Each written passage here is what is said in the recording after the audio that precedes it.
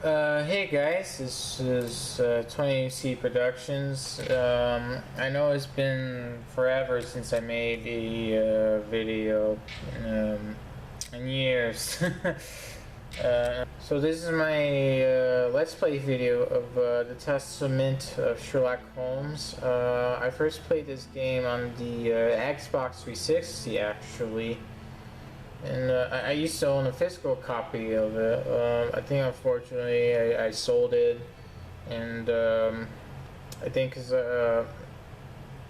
I was selling, I did plan on selling my old Xbox, and I did sell all my not my old Xbox, my Xbox 360 console. I did plan to sell that, and I did sell all of my Xbox 360 games at the time. But then, of course, I changed my mind because of the Halo series on the old original Xbox, and I wanted to buy it back and buy so many old Halo games like 3, ODST, and Reach, and all that. So I did end up selling my Xbox 360 game, but then, yeah. But, so I'm playing this on the PC version. This is on GOG.com. I'll try to shorten it up as much as possible. Shorten this intro as much as possible.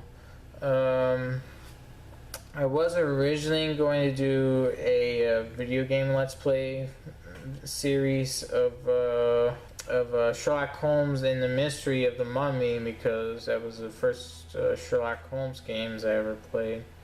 And probably one of the first PC games I ever played. My dad owned a physical copy of the game, but of course, playing this game at a very early age, I think at 7 or 8, I didn't go as far as the first level, especially like with the medallion puzzles of the Egyptian gods or something like that. But there are a number of reasons why I decided to go over to Testament of Sherlock Holmes instead of the Mystery of the Mummy. For one, the mouse controls for the Mystery of the Mummy, when I get to the menu, it just starts going all over the place. Whenever I try to move it, it just goes crazy, and I can't even... It's hard. It's barely playable at all, let alone controllable with the mouse. So I don't know what bad it is. The game is free to download on Steam, and I did try everything in the forum discussions of the game to fix the mouse problem, but to no avail, unfortunately. I have a new computer that replaced my old computer, which replaced my old Mac computer, which I tried to play the Mystery of the Mummy game on. There is a Nintendo DS version of Mystery of the Mummy, which I have played and I have beaten. I think with the help of some miraculous herbs, of course, obviously, because the game is hard and, let's just face it, it's really crap. But yeah, but of course the cutscenes are pixelated and crappy on the DS version, and it doesn't have the usual mouse controls, which makes it hard. It's mainly on a stylus controller, so I had to literally hold the left click of the mouse button to like drag around, and it's a pain in the ass. But so I decided to do a playthrough of Testament of Sherlock Holmes, because it was the second game, the Sherlock Holmes games I played, especially where it's since by Frogware. Both the Mystery of the Mummy and the Testament of Sherlock Holmes were made by the same company, Frogware. I think they're a European company. I don't know where though. But anyway, I have been curious about wanting to play this game for a while. But I think when I first saw, when it was fairly new and it was before its release, I saw like the trailers for it, and it looked intriguing, but I thought like the story thing of Sherlock Holmes being a corrupt bad guy or something kind of, I guess, rubbed me the wrong way, or I feel like it was a silly attempt to make something new of Sherlock Holmes or something like that by making him a, I guess, sort of, I don't know, I guess demented psychopath or something like that. But I think as the years go by, but then I thought I played the game anyway on when I bought the Xbox 360 game, and I've been liking it so far. It's a little bit like Mystery of the Mummy, but it's a little bit much better with being more of a deductionist detective video game rather than just the puzzle solving part of picking up pieces and solving a puzzle and all that stuff. It's a little bit more detective work than that. Although you don't do any interrogations like you do in LA Noire. But so yeah, I give this game a go. I already spoiled the story for myself, by the way, so I know, I guess, the ending, but I won't spoil it.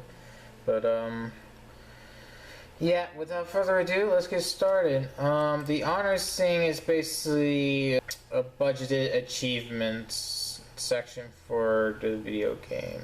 And no, you can't do like a new game to get some of the other ones, because it will just restart the honor or the achievement score. So you have to do all of this in one go. And one I'm probably gonna focus on is the Black Mailer achievement, I guess.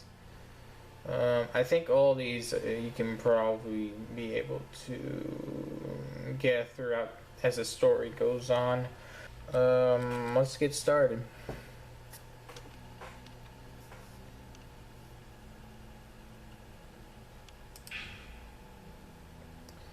And I don't think this has a controller support, unfortunately, so I have to use a mouse and keyboard. So yeah, I will turn it down a little bit so it's not too much for the video camera to try to pick up as I play the game.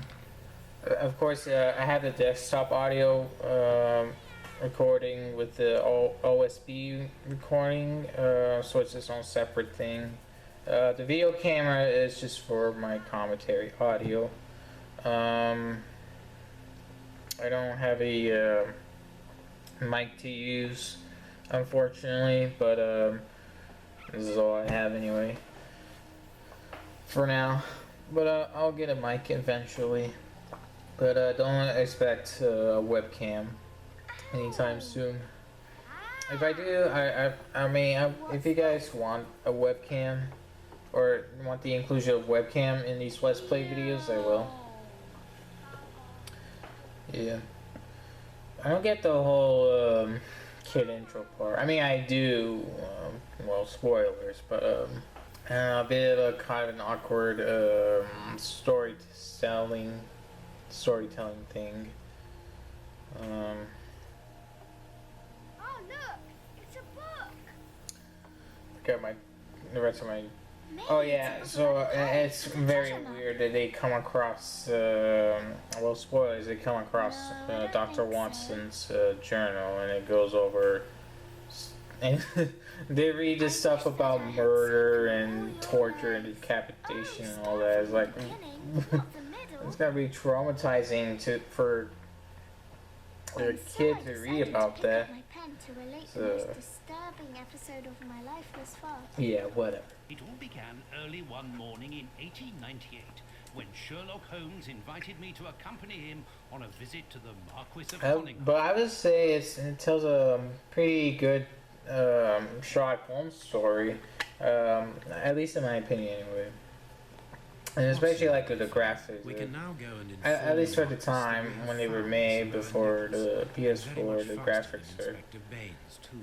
you know, made really Have well. you really solved the theft, And of Holmes? course, And so I think Sherlock, I have the indeed, Watson. character And model believe of me, Sherlock it was Holmes is completely modeled unnecessary to after spread out a all little bit modeled over after the Basil procedures. Rathbone, He likes to boast that his methods are equal the to actor who mine, but played once again, Sherlock Holmes in the After all 30s these and years 40s accompanying your movies. investigations, Of course, I he's thought not that the by now first I to should be play reasonably capable of Sherlock following Holmes your in train of film. There thought. was But in the this silent particular film, case, I must silent admit that I film don't understand anything at all.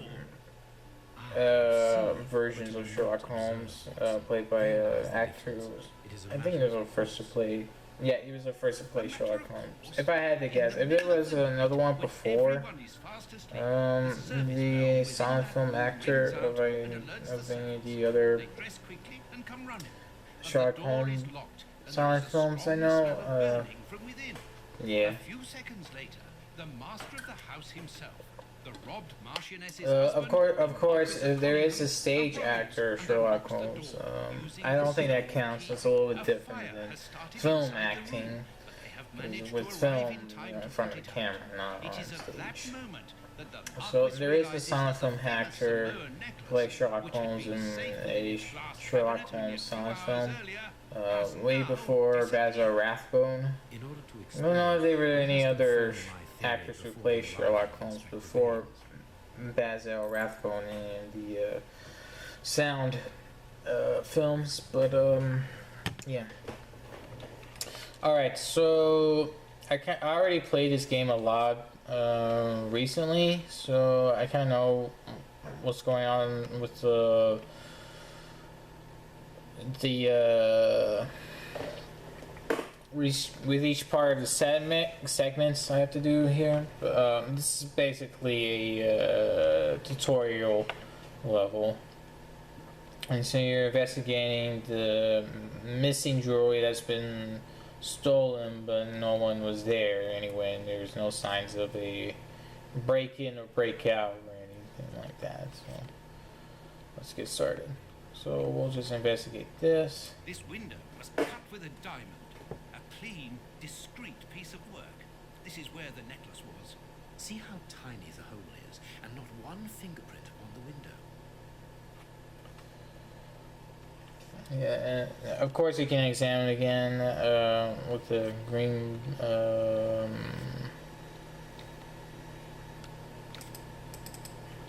Okay, so it wants me to This examine it window again. was cut. See how tiny the hole is. Oh, okay, near the left window. All right. And of course, this is a third-person perspective compared to the other Sherlock Holmes games, where it's a fixed camera or a first-person perspective. I think the last one before this was Sherlock Holmes versus Jack the Ripper. So of course you can change view. We'll get tutorial. We'll get to see it in a second. Of course, being that it's third person, you have to switch between the clues with the keyboard. So we'll go look at this one. Made by a diamond. Someone tried to cut the glass, but he was interrupted. Therefore, the thief tried to escape through the window, but he was interrupted. All the It windows still were is a little hard, but not like as frustratingly hard compared to the,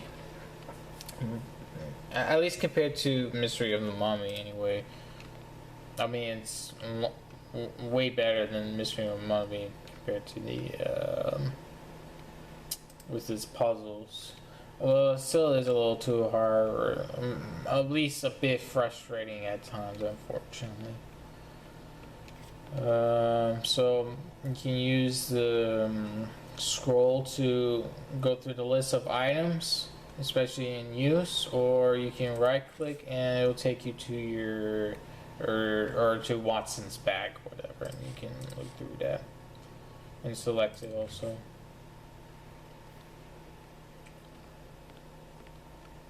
So you can go here. Let us examine the crumpled scores that have fallen off the piano.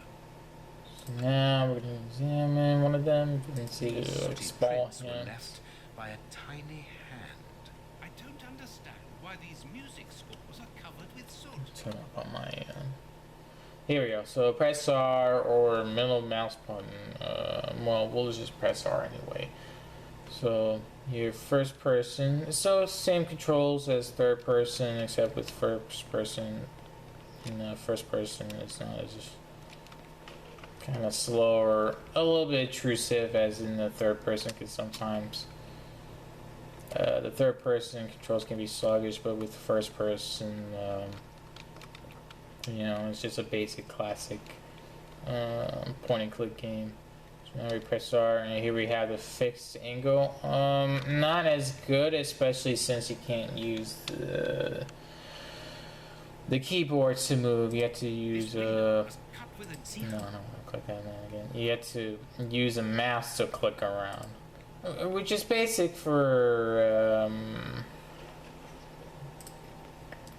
point and click games, especially with the detective stuff. For now, I'm probably gonna stick with third person. So we'll go back to that.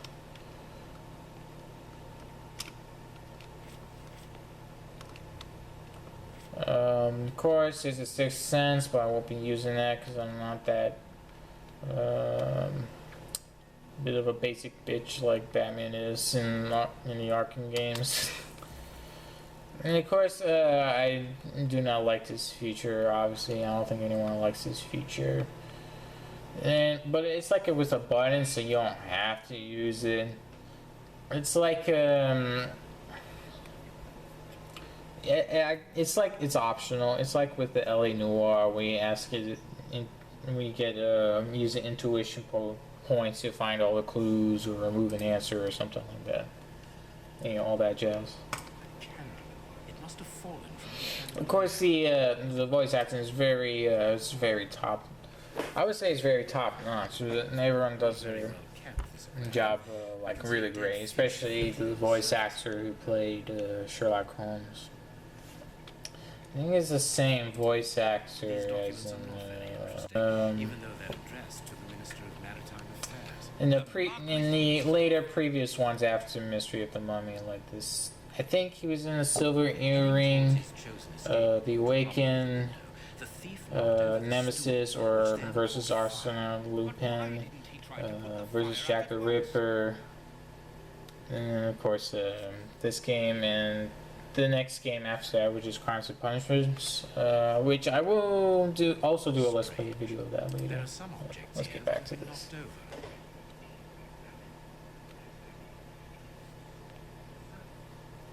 Shoot.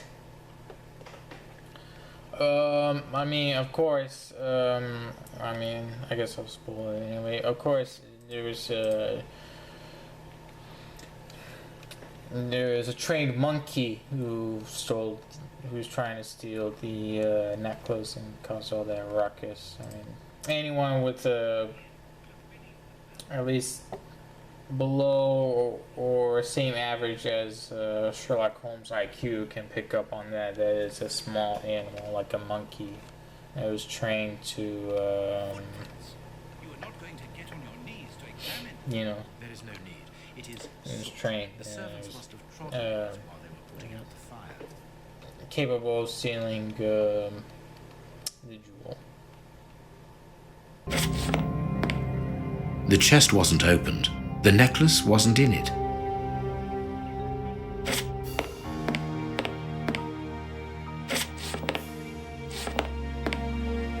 The fire started here, just beneath the bell pull. Whoever pulled the cord would have had his feet in the fire, unless it was pulled before the fire started.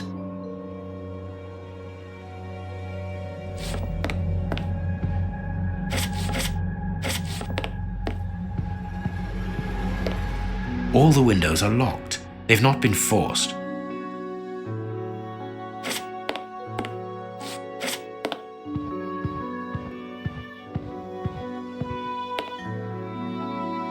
This draft screen makes an ideal hiding place. As the theft was committed at night, I conclude that the thief hid himself behind the draft screen and waited until he was alone in the room. Strange, there aren't any prints, yet I'm sure that the thief hid here. When the servants arrived at the door, having been alerted by the bell, they saw evidence of the theft and the fire, but they didn't see the thief. This door is very hard to force. The Marquis is the only person to have the key. The thief could not get out through here until eventually, when the door was opened by the servants. Ah, Mr. Holmes, you're already here. Good morning, Inspector. You've arrived just in time. Scotland Yard arrives like the cavalry, always in the nick of time. Ah, but I know that satisfied expression, Mr. Holmes. Have you already solved the case? It's possible. We have retraced the thief's rather unusual footsteps. He is a true acrobat. But what I cannot understand is that when the servants entered the room, there was no one to be seen. An acrobat, perhaps, but an invisible one? I do not think so. The only explanation is that the thief escaped before the servants arrived. I don't know how, but there is no other way. Half a point for the doctor, nil for the inspector. I'm pleased to see that you find the situation amusing, Mr. Holmes. Very well then. Of course, this is a different inspector. It's not the same inspector as. As for you, Baines, you're quite a... It's not the same inspector. It's a very different inspector. Explain, for heaven's sake. I forgot his name. Yeah, I forgot the previous inspector. I think he retired or something. At least in this story's case. Exactly, because he is small and remarkably agile. You're thinking of a monkey? And a trained monkey at that, without a doubt, a Leontopithecus rosalia from Central America. The animal had been hidden inside the room for several hours, calmly awaiting the signal from his master. Once night had fallen and the room was empty, a high-frequency whistle alerted the monkey that it was time to begin the procedure for which he had been trained. The monkey emerged from his hiding place and used the point of a diamond to open the glass cabinet and steal the necklace. He headed across to the window by the chimney, but knocked over the stool, which in turn knocked aside the fire guard and started the fire. The frightened monkey jumped from the chimney by swinging from the bell pull, thus alerting the house servants. He then went to the window and began to use his diamond to cut a hole, but was interrupted by the staff trying to gain entry via the door, and he panicked again. He ran across the piano, scattering the music scores onto the floor, before hiding inside the chandelier, knocking over a candle. Finally, the servants and the Marquis entered the room, leaving the door open while they put out the fire. It was during the confusion that our agile little thief made his escape through the doorway. As simple as that. A brilliant explanation! Bravo, Holmes! And the necklace? I can see it from here, my friends. It's right in front of us. We have searched the room from top to bottom, Holmes. How were we unable to find it? Because we paid insufficient attention to the only victim of this affair. What victim? No one is dead? Yes, Watson, a poor goldfish whose destiny was to die, crushed by one of the most precious necklaces in England. The aquarium is just beneath the chandelier. I understand. The little monkey had likely hung the necklace around its neck and lost it when he leapt from the chandelier. The jewels fell into the aquarium where they remain now. Could I just make it my jacket wet? I also like this, besides the character model, or at least the face anyway, of course there's an achievement there with the badge. Besides the character model, the facial character model, also like the outfit design of Sherlock Holmes. A very different design compared to the But he does have the long cloak, but it's not like brown and green and stuff. And he doesn't wear his deerstalker cap like in the main menu. I don't know why they have My regards. him as deerstalker appearance instead of his in-game appearance. It's kind of weird, but Ah, very well, as you wish. A good day to you, Muffins. With pleasure. but And once again, thank you. I like his appearance in the Testament of Sherlock Holmes a lot more. I think that was probably my favorite outfit compared to his Deerstalker outfit. Because he has a top hat kind of thing. He looks kind of like Jack the Ripper, though. Read this article about you. Wearing the top hat and the long coat It's jacket. outrageous. If you insist. Alright. Yeah, there's gonna be some reading, so I'll be doing. I'll try to read out loud and try to read as fast as possible. Globe Explorer. Sherlock Holmes at the home of the Marquis of Cunningham. They say Marquise, but I think it's Marquis. I don't know. Marquis of Cunningham. The investigation is a fiasco. Yesterday, celebrated detective Sherlock Holmes was advised in the manner of the Marquis of Cunningham to supply his conclusions following his investigation into the disappearance of the priceless Samoan necklace. It should be recalled the lady called in a detective after the police appeared, flummoxed in the face of the astonishing circumstances surrounding the theft. And indeed, a valuable piece of jewelry disappeared while the door to the room in which it was displayed was locked. An alarm was raised by the servants, alerted by the room service bell ringing out during the night. When the Marquis, the only person in possession of the key, opened the door, everyone rushed in to extinguish the fire that had started, before it was noticed that the necklace had mysteriously vanished. The most astonishing fact is that no thief was found within the room, and all exits were closed. As usual, Mr. Holmes resolved the case in the twinkling of an eye, and the jewel was recovered. I will not waste my time on the various explanations as to this disappearance because I would prefer to draw your attention, dear readers, to the last surprising developments in the case. Following the departure of Sherlock Holmes, who placed the necklace in the safe himself, the Marquis noticed that the jewel is nothing but a poor copy of the original. Let it not be forgotten that the Samoan necklace, although plain and without ornament, is unique because of the rarity of its pearls. Pearls which are found only in a small part of the lagoon of the archipelago of the same name, to which scientists attribute their exceptional quality to the strong density of crystal of aragonite that they are made of. The priceless necklace, brought here at the beginning of the century by Lord Marguerite's grandfather and an explorer, should have been part of her daughter's salary for her marriage to the Duke of Newcastle.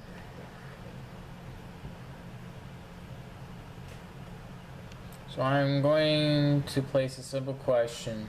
Should we not, in all open-mindedness, ask ourselves if the necklace was not simply an deliberate exchange for a fake by Mr. Holmes himself? I am aware, dear readers, that the brutality of this question, without any preconceptions, may certainly shock some of you. But the facts are there, and our thoughts or judgments should not be confused with the regard which we all share for the famous detective. It is not the first time that the global explorer has expressed its reservations as to Sherlock Holmes' methods. Do not forget our counter-investigation into the escape of Arsène Lupin, and call back to Ramona Frogware's Sherlock Holmes video games. Frenchman who took malign pleasure in tarnishing the image of our royal family, and who, by lucky chance, managed to elude capture by Mr. Holmes. Okay, so they're obviously butthurt about being able to cover Arsène Lupin or capturing him because of Holmes for some reason.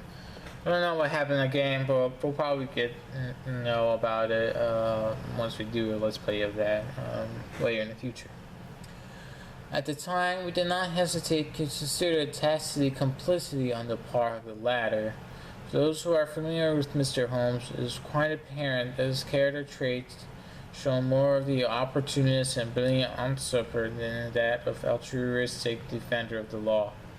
I would draw the attention of our readers to the suggestion and description of this gentleman provided by his friend, Dr. John Watson, through his stories, is a long way from the truth.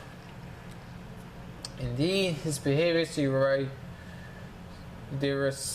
derisive, contemptuous, haughty, and offensive towards the police, and in particular towards Inspector Baines, replacing Inspector Lestrade, who is currently convalescent, whatever that means. I guess that means retired. Yeah, so Inspector Baines is a new inspector, and he replaced Lestrade. And an habitual abuser of narcotics such as heroin, cocaine. Yes, this is true. In the books, you'll see these in. I doubt you would see this in, especially like in the 30s or 40s movies, of course, because of the censorship. But also in like later editions of Sherlock Holmes, because they didn't touch on the fact. Besides the books, only the books touch on the fact that Holmes is a user of heroin, cocaine. Why he uses heroin, cocaine, I do not know, but I think it's time, like in the late 1800s or around the 19th centuries, where people used drugs like heroin, cocaine. I mean, especially later on, like I mean, the only person I know who used heroin or cocaine is Adolf Hitler.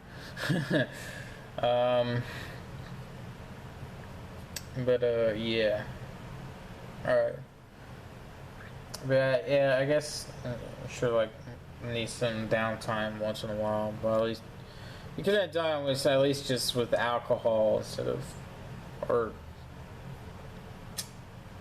I don't know, just smoking in his pipe like he usually does instead of using fucking heroin, cocaine.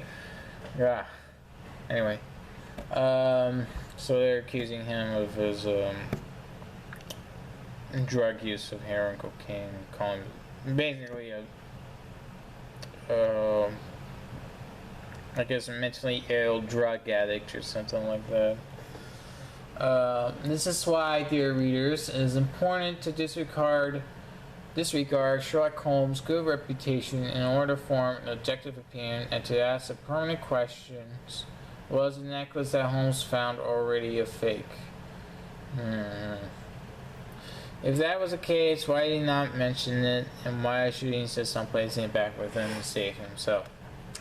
Has the detective some unsavory interest in this affair, or is it a simple case of deceit in order to steal the extraordinary Samoan necklace? It is up to you, dear readers, to form your own opinions, but you can count upon your humble servant to continue, and yeah, this guy can go fuck himself. Continue to be continued, oh Farley, fuck off.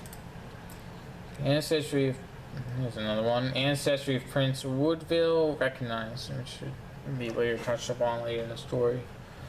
The Lawyers Committee, set up in order to verify Prince Woodville's legitimacy, made its conclusions public last night. Without surprise, the prince's title was confirmed. As rumor suggested, in return of an unfavorable opinion by the committee, the prince would have abandoned any claim to the inheritance of the present royal family, as well as any political activity.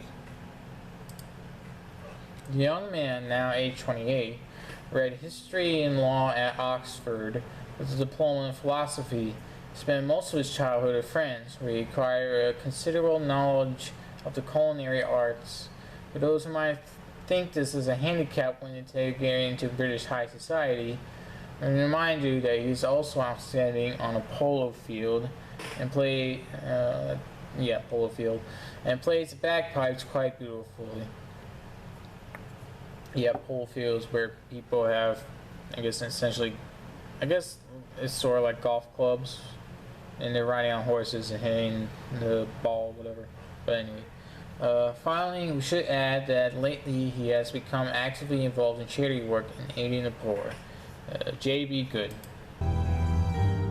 Prince Woodville, French culinary expert and bagpipe player, might be our next king. That's not so shocking, my dear fellow. You know exactly to which article I'm referring, Holmes. How can Farley dare to tarnish your reputation like that? You know, Watson, that wherever glory walks, jealousy is bound to follow. As for the forgery of the necklace, I suspect that we shall soon be enlightened in this regard. Come in, Inspector Baines, the door's open. Ah, Mr. Holmes. How did you know I was here? You are one of our rare visitors who avoids the second-to-last step of the stairs, which creaks dreadfully. And if I add the clinking of the handcuffs at your belt, to what do we owe the pleasure of your visit, Inspector? Have you read that rag? Inspector, I assume that you have the fake necklace with you. It's why you're here. Your superiors would like me to examine it. Indeed. They would like you to confirm or deny putting this fake in the box. Can't that wait? I must go to the house of Lord Peregrine Maitland, the Bishop of Knightsbridge. Inspector, can you explain this slander? Has the necklace of the Samoas really been replaced by a fake? I don't know how the reporter got hold of the information, but it's true. About the necklace, of course. I wouldn't permit myself to question the integrity and honesty of Mr. Holmes. The necklace is a forgery? Impossible! I saw the Marquis authenticated before my very eyes, before Holmes returned it to its place.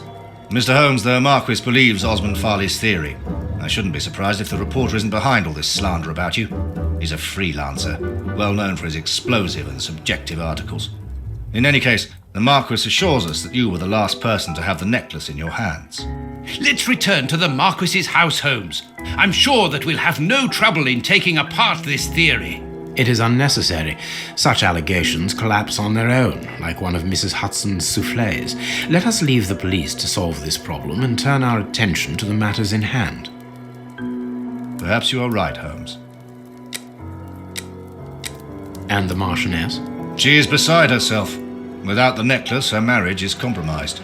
It is the principal item of the young woman's dowry. What a lovely marriage. Holmes, forgive me for insisting.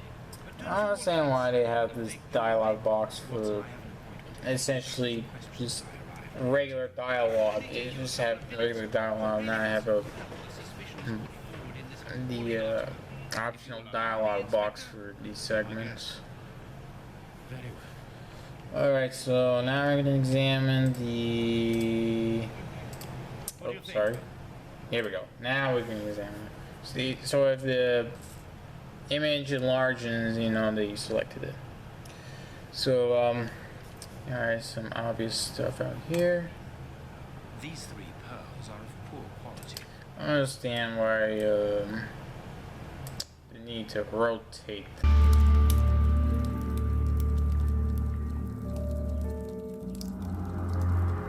This pearl is a different color. This pearl is too small. It is not in its place here. Too many defects. This necklace is a fake. This is nothing but a vulgar copy, and at a glance it would appear that the forger has intended for it to be seen as such. How could we have been fooled by such a blatant imitation? I don't understand. Yes, how is it possible? Holmes, do you have a theory about this? I have absolutely no idea. You insisted that I examine the necklace, and I have done so. Now it is important that I keep my appointment. I'm sure, Inspector, that you will throw some light on this affair. Holmes. You may accompany me, Watson, if you care to do so. Goodbye, gentlemen. I'll keep you informed as to my inquiries. Goodbye, Inspector. You mentioned a bishop, didn't you? Are we going to his home? Yes, the Bishop of Knightsbridge. I put his address on our map of London on my desk. Would you get it for me, please? All right, Holmes. And then where they have Watson, we have you control Watson just to grab stuff for Sherlock. Well, anyway, we can go into Sherlock Holmes' room real quick, and here's his standard classic outfit with his deerstalker hat. This bust was used to fool Colonel Moran during the case case of And the of course, you empty can look house. through, find, or I guess examine their stuff. And of course, there's this guy's kit. And of course, there's Sherlock's violin, which is plays.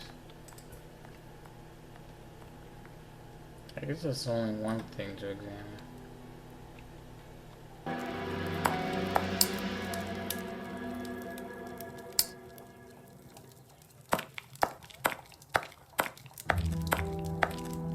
And this is how my dear friend and colleague treats his clients' letters.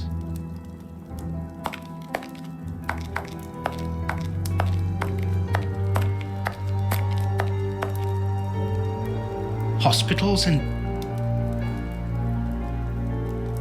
female anatomy. I should put this book somewhere else. General practitioner. That won't be of any use to me. The harpoon that was used to kill Black Peter. A horrible murder.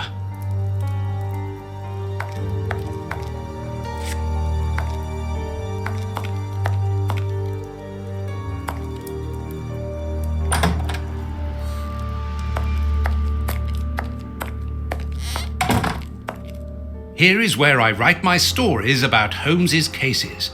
And I've got work to do. Oh, we got an achievement. Oh yeah, so yeah.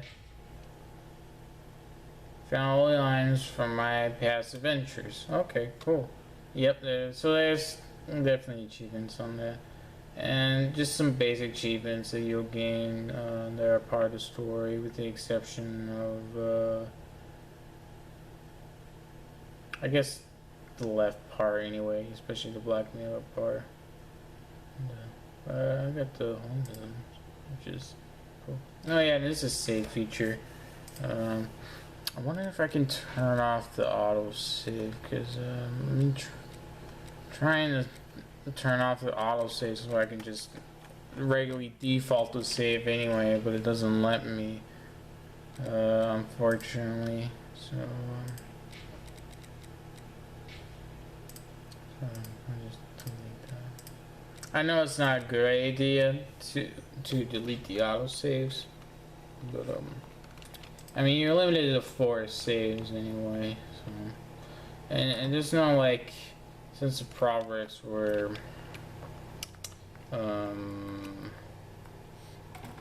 it's needed and all that. Oh, we didn't examine it. The work table, where Holmes analyzes things. Holmes's homemade analyzer.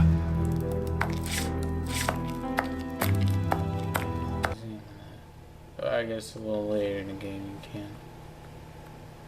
Alright, here we go. Here's the map. I have found your map. So I think like in the previous games, this is like in the previous games, not much has changed. You have your home here, which is Baker Street. And so now we're going to the Diocese of Knightsbridge to see the bishop. And yeah, this Sherlock Holmes outfit's really cool. Probably one of my favorite outfits. I prefer that over the Deerstalker outfit. I think yeah, in the Crimes and Punishments video game, you can change Sherlock Holmes' outfit. I think it also comes to play to where you can disguise Sherlock Holmes, you know, so you can talk to suspects or people of interest in them.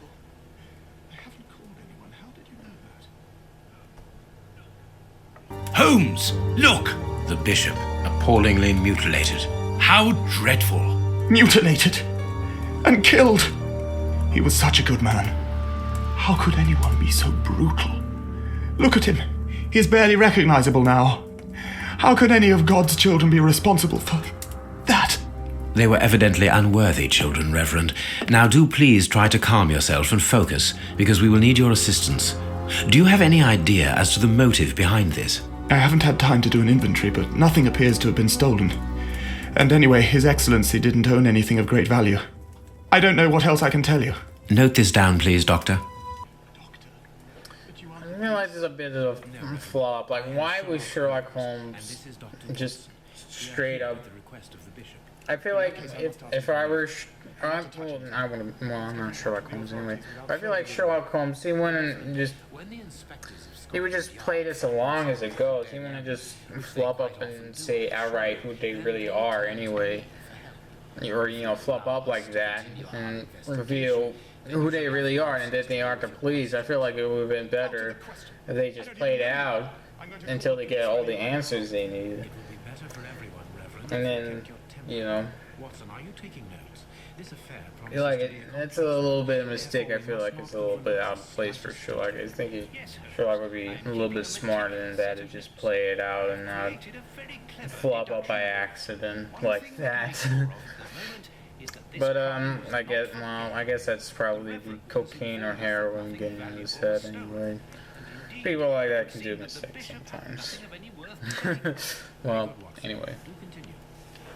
Yeah. Alright, so I'm not sure if you also come across something like this way in the game, but this is like sort of like a deductions of notes that Watson jots down. So we click on this and it will show no. There's not anything of value, not even in the safe. So, and as we go along collecting clues, it will show us more of this. Or show us more topics or what do you call it? Topics, reasons. See, now I'm not on my game. Anyway, let's just into it.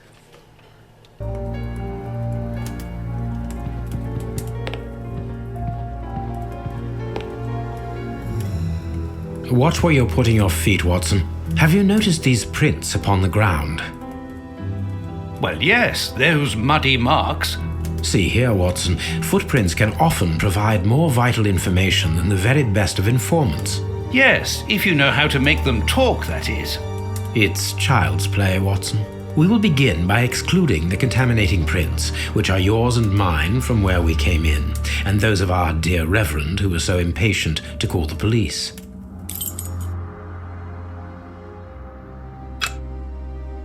Hobnail boots like those worn by labourers. A fragment of stone. Yeah, so you don't have to click investigate every one of them, just because they're the same, at least like the ones with the dots anyway, because it's the same shoe. Well-worn shoes with an odd pattern on the soles. This print came from an expensive pair of shoes, and it seems recent. It is not a labourer's shoe. Okay, so now we measure them.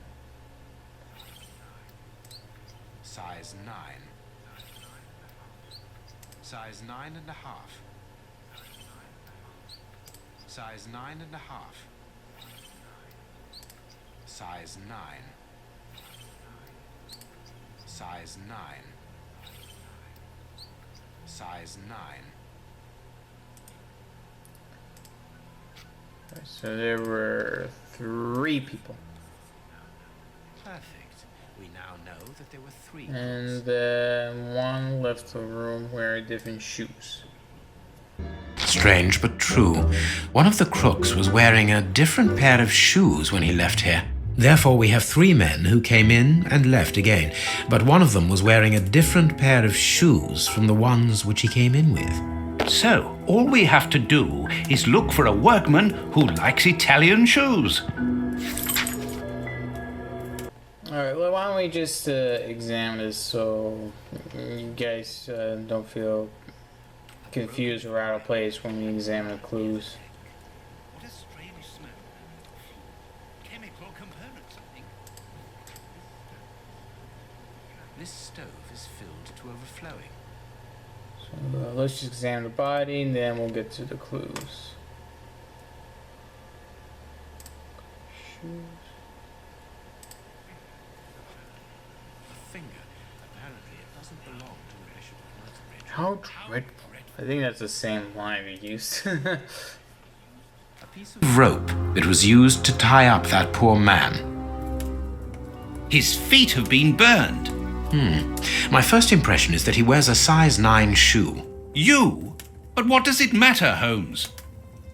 This poor man was tied just below the knees. To stop him from walking, certainly, but mostly to free his feet. These burns are terrible.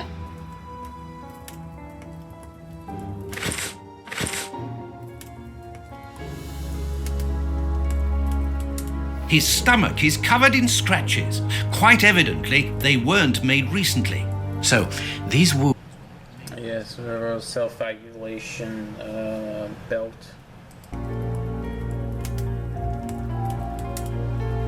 The fingers have been crushed and violently struck. My God, Holmes, this man was horribly tortured. The fingers have been crushed and violently struck. His forearms have been ripped. Pieces of skin have been torn off. What do you think, Watson? I'd say that he was eaten alive. Yet I've noticed a curious degeneration of the skin tissue around the wounds.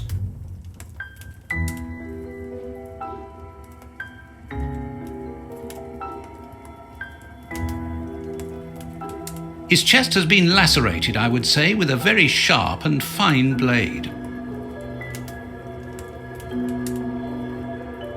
You can see by his expression that he suffered terribly. His mouth is covered in blood, and I can make out strips of skin between his teeth. My dear friend, everything points to this man having gnawed at his own forearms. That's unbelievable, Holmes.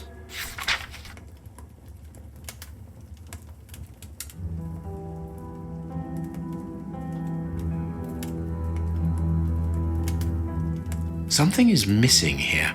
Oh, yes? And what might that be? His shoes. Watson, his shoes are missing.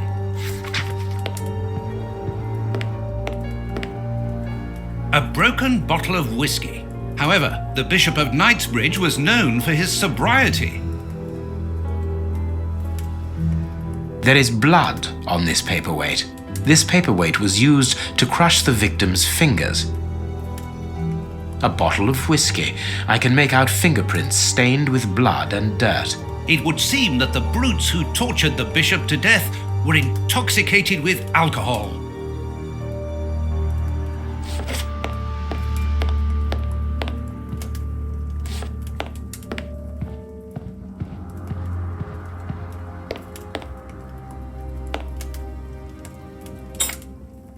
A surgical scalpel covered in blood. There isn't any doubt the wounds on the bishop were administered with this scalpel.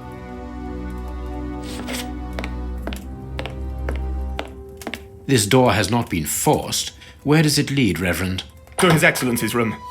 There is just a mattress and a stool. The bishop's bedroom. It is very... Except for that nail, but we'll get that later. It is impossible to get out. So his bedroom must suck. Alright, let's finish the gate down here. And there's a bell. It's a cilice designed to bruise Oh, the Calisse. The I know bishop that wore part, it yeah. as repentance. This metal rod is for fastening the chilice.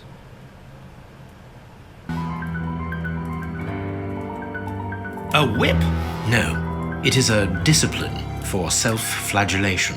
This very pious man must have had the habit of mortifying his flesh as a means of repentance.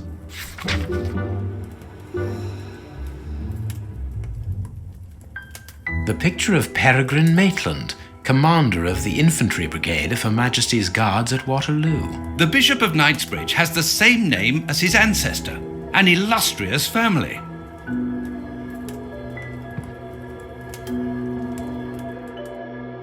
These traces reveal that the thieves tried to open this chest. And if we don't have it, what we need yet, so we'll just exile. Reverend, I'm missing something, an implement with which to open this chest. Could you tell me where to find it? No, go to the devil! What are you afraid of, Reverend? What is inside the chest? I'm not afraid of anything. In fact, I do have the necessary implements, but if I have to give them to anyone, it will be to a representative of the law and no one else.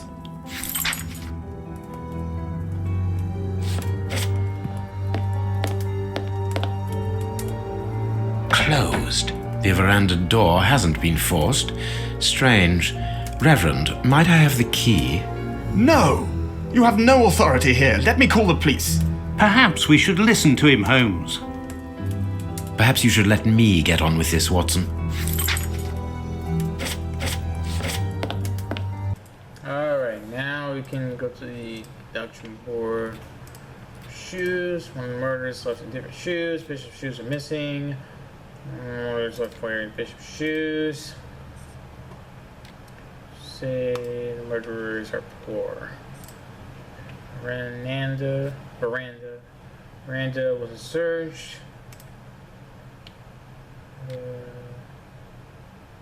Murders were looking for something specific. Murders were highways.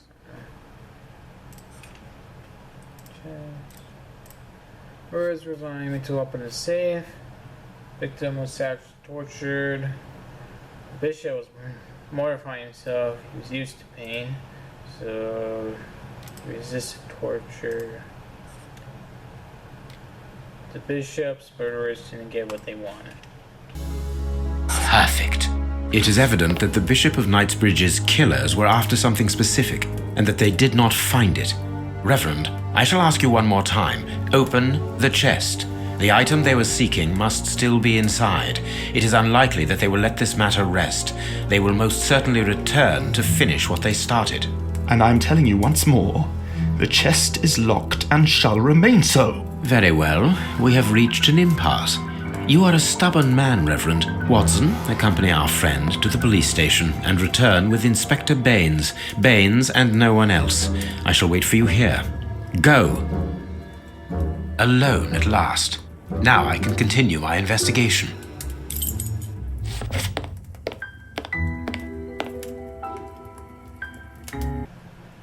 Oh, I gotta. So you gotta scroll to select the pen, and then you can to use the item, and then you can do this. So this one's like really, really easy. A third grader can figure this out.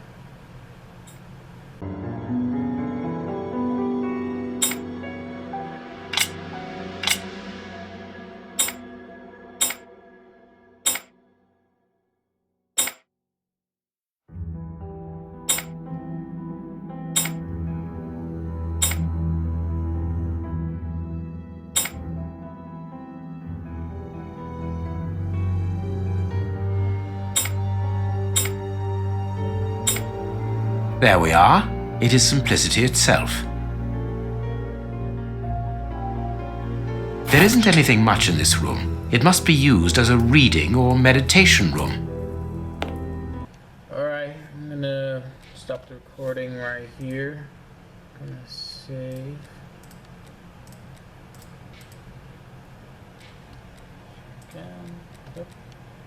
Alright, so stay tuned for more videos, and I'll see you later.